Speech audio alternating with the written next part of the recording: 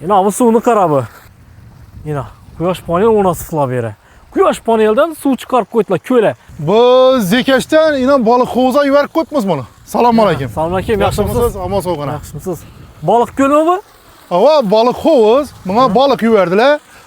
Bunda Zekashdan suvni olib turibmiz. Yine şu panel olib berdi. Panelina 3 panel 76'lık nasosni ishlatib turibdi. 76'lık nasosni ishlatib turibdi. Buni qo'yib berdik, yine bir jo'ramizga qo'yib berdik. Qo'yganimizga bir 4 kun bo'ldi, xudo xolasa. Ana inverter ham o'zinde, nasos ham o'zinde. Bu 10 metr shlankani ham qo'yib taxlab berdik.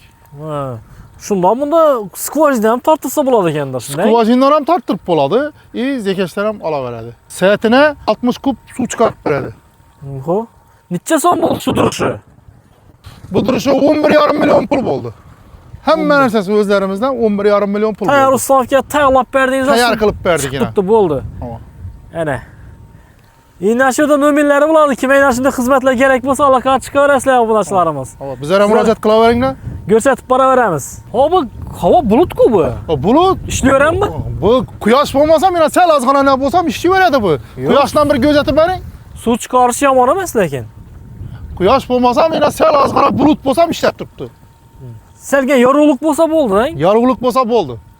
Panelni moddan bir aytib o'ting. Panel Resta paneli. Resta paneli. Resta sola deydilar, Resta deb aytamiz.